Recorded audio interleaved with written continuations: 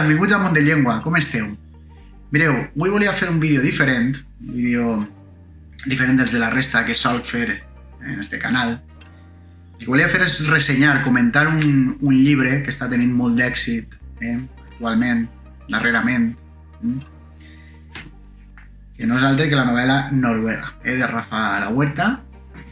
No sé si n'heu sentit parlar, però la veritat és que la gent està embogint pel fenomen Noruega i no volia fer un vídeo analitzant l'obra, perquè per això ja hagués escrit una ressenya en alguna revista o el que fora, però volia fer un vídeo simplement comentant les meves impressions, l'obra des d'un punt de vista literari i també des d'un punt de vista lingüístic, perquè volia també trencar una llança en favor d'esta obra que ha rebut tantes crítiques injustificades quant al model lingüístic i allò que se'n desprèn.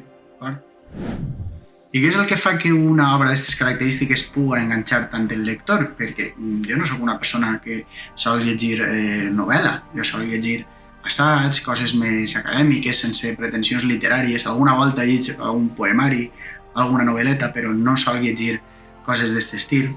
Doncs jo crec que en primer lloc, la relació íntima que hi ha entre decadència urbanística de la ciutat i decadència d'esperit de la ciutat i decadència d'esperit del personatge en si. Recordem que el personatge és una persona que naix, Albert, és una persona que naix a principis dels anys 70 en una família que ven saladures, en ple centre de València, en plena ciutat vella, que projecta un recorregut vital, que dibuixa un recorregut vital, que escriu el seu recorregut vital en unes pàgines que el que fan és destapar tota la merda que hi ha davall d'eixa imatge de pretensió de serem els millors, València és el millor, eixa València acrítica, benestant i de pólvora i pirotècnia sense res en el rerefons.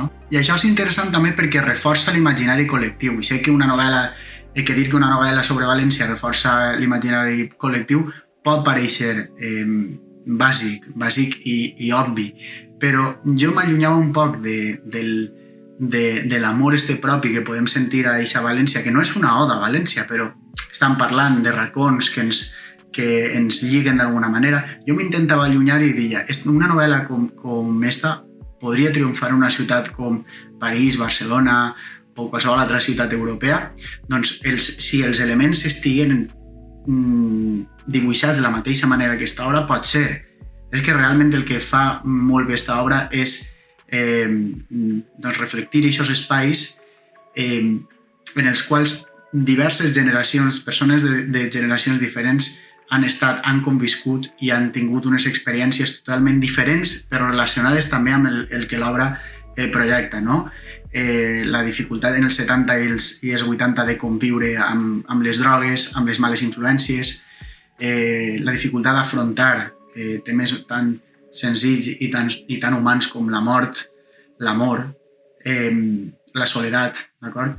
Perquè també crec que hi ha un moment en l'obra en què hi ha un canvi de rumb del protagonista, sobretot quan s'acusa aquesta soledat i es queda orfe, no? Ahí hi ha un canvi perquè no hi ha un rumb vital clar, no hi ha el rumb que la família havia intentat transmetre a aquesta persona pel que fa a la constància, pel que fa al treball, pel que fa a la responsabilitat, pel que fa a tota una sèrie de qüestions que el lector es pot veure reflectit.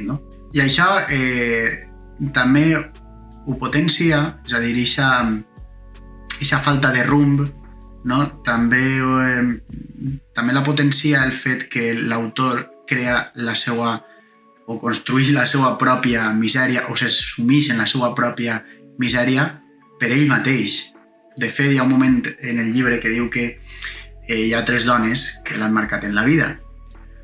Una és Rocío, la seva germana, una altra és Susana, que és una persona drogadicta que conegué en aquests cercles dels 80 de males influències, de pubs i d'antros de la ciutat de València, i una altra és Helena, que ell diu que és l'únic amor verdader que ha tingut en sa vida.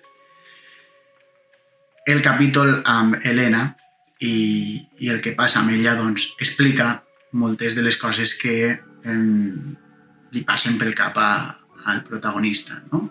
És molt interessant perquè és una història que no deixa de mantindre en tensió el lector. Una de les coses que jo crec que fan enganxar el lector a l'obra són els diàlegs. Els diàlegs tenen tres coses molt característiques al meu parer. Una és l'humor que desprenen, però al final és un humor corrosiu, un humor fins i tot a voltes absurd, no? Que crea situacions surrealistes. No? Però aquests diàlegs també contenen elements que després es reprenen en una altra part de l'obra i són elements clau en la història. Per tant, jo crec que els diàlegs amaguen molt més que tonteria, que algú diu, i a més són molt dinàmics, és a dir, no deixen respir, és a dir, creen situacions molt dinàmiques, molt ràpides, molt vives, i això sempre fa que la història siga doncs, trepidant. Una altra cosa que trobes suggerent de l'obra són les figures literàries que utilitza. És normal utilitzar un llenguatge metafòric en una obra literària, això està més que clar, però crec que també fa un ús de la metonímia i de la personificació que és molt interessant.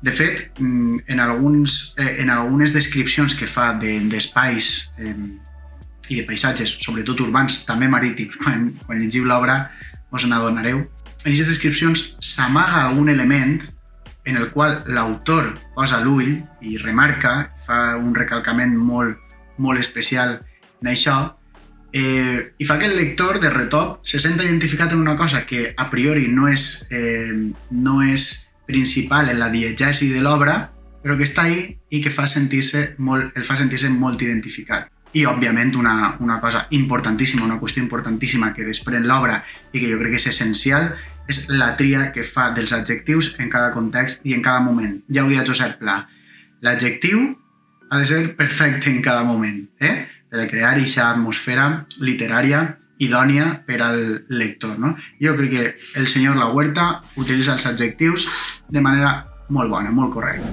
I ara sí, una xicoteta crítica que li volia fer a l'obra és l'escassesa de recursos nous en moments importants o en moments clau de la història. M'ha fet la sensació de refregit en algun moment. Per exemple, el fragment en què coneix a Helena, aquests recursos, em tenia les seues mans i tornar a trobar a la descripció vuitantera anterior, doncs a mi se m'ha quedat un poc curt, no? Li faltava un poc de punx. També li faltava un poc de punx el final, d'acord? Quan està a l'hospital, és un moment, efectivament, que ja és de retir i de decrepitud, no? Però també m'ha faltat un poc de força narrativa ahí, que després, compte, i això és positiu, es torna a recuperar en el monòleg d'Helena, en el monòleg final. No? Bé, respecte a la qüestió lingüística, mireu, jo crec que ahí hem de ser rigorosos perquè crec que s'ha sigut tremendament injust amb l'anàlisi lingüística de l'obra, de Noruega. I dic que hem de ser rigorosos perquè cal diferenciar entre edició, errates, etc., model lingüístic i normativa. No són les mateixes coses i hem de parlar de tot de manera rigorosa. D'acord? Primera qüestió. Edició. És una bona edició. Té poques errates. Jo he vist llibres, he llegit llibres, editats, jo què sé, no diré les editorials, però que tenen moltes més errates. Tenen errates d'edició i errates en el text que no s'han revisat bé. Per a mi, Noruega, doncs sí, té algunes errates, caiguda d'una consonant o alguna cosa d'estes, però no és una cosa exagerada. D'acord? Això d'una banda. Després, normativa. La normativa pot millorar, jo crec que és de veres que és l'aspecte més fluix. En la revisió doncs, han fallat algunes cosetes, han fallat alguns apòstrofs, han fallat algunes combinacions pronominals, han fallat algunes perífrasis, la perífrasi deure més de, si fora deure més infinitiu ja està admesa tant del sentit d'obligació o necessitat com el sentit de probabilitat. Després hi havia alguna coseta, el pot ser, l'autor es vara un poquet, el pot ser més subjuntiu és incorrecte, d'acord? Pot ser junt més indicatiu o pot ser que separat més subjuntiu. Ho vull dir perquè són coses recurrents que el lliig, la caiguda de preposició crec que ja l'ha dit, no la fa tampoc bé. El llibre no diferencia entre relatius, preposició feble més que, i caiguda de preposició davant de què, d'acord? I són cosetes importants, sobretot en un llibre d'aquestes característiques, en un llibre d'una dimensió com Noruega, de les dimensions de Noruega, jo crec que ha de ser una cosa impol·luta, ha de tenir una normativa acurada. I això no té res a veure amb el model lingüístic que utilitza. Pot estar relacionat, però són coses diferents. El model lingüístic que utilitza, vosaltres podeu estar més o menys d'acord amb el model lingüístic que utilitza, però és un model lingüístic normatiu i correcte. És a dir, i d'això creieu-me que vos en puc parlar ja més detalladament. Jo crec que hi ha gent que ha criticat aquesta obra sense parar a analitzar aquestes coses que molts dels que ens dediquem a això hem analitzat en articles, en tesis, en opuscles, etc.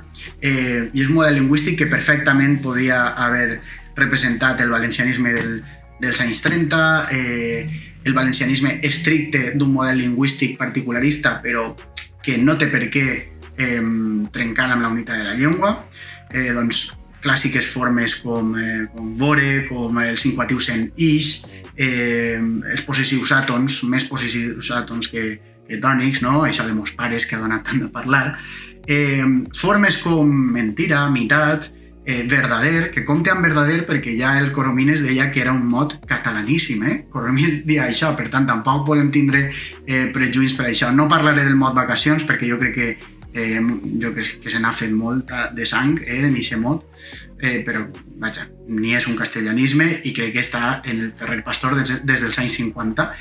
Però clar, la història era tan bona que, i jo crec que el model lingüístic és idoni per a la història que s'està contant, com que la història era tan bona no m'adonava de la llengua que s'estava utilitzant, de les qüestions normatives i de model lingüístic. Una cosa que no em sol passar i que en esta obra doncs, sí que m'ha passat. No?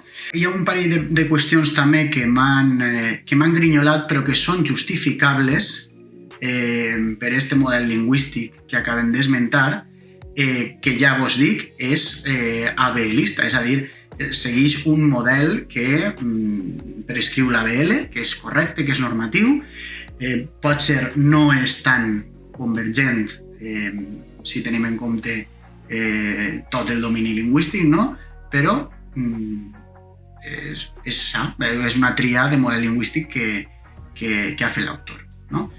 El que vos estava dient, les dues cosetes que m'han grinyolat sí que és de veres que han sigut la concordança del verb haver-hi, eixe ian, però que és justificable, ja vos dic, perquè forma part del que envolta aquest model lingüístic. No? Hi ha hagut un debat molt gran d'alguns gramàtics, d'alguns lingüistes, de si acceptar o no la concordança del verb haver-hi. Hi ha arbres, no? Joan Solà, Belar Saragossà, molta d'esta gent que ha defès aquesta forma i tenen les seues raons per a fer-ho. I una altra cosa que sí que em grinyola més és aquest per a què final, la conjunció per què final, escrita per a què. Jo crec que no és necessari, al meu parer, però vaja, si s'ha fet aquesta tria, doncs tampoc cal insistir més en això. No? Per tant, jo crec que han sigut unes crítiques negatives desmesurades, sobretot al model lingüístic, que era el que menys es podia criticar. Jo crec que és més criticable les qüestions de normativa que s'ha de millorar en les reedicions, i jo confio que es millorarà, que el tema del model lingüístic. Vaja. I fins així el vídeo d'avui, un vídeo de sensacions de la lectura, del que m'ha suscitat la lectura. Sí que és cert que vos el recomane, és un llibre que recomane a vosaltres, als seguidors del canal i a tota persona que estigui interessada per la lectura en valencià. Passareu una bona estoneta, crec que és una història realment bona. Té les seues cosetes també negatives, no? Com ja he dit. Però feia temps que no m'ho passava tan bé llegint un llibre, per tant vos recomane Noruega a tots els lectors que seguiu este canal i per a tots els que entraran a veure este vídeo. Feu bondat i a cuidar-se.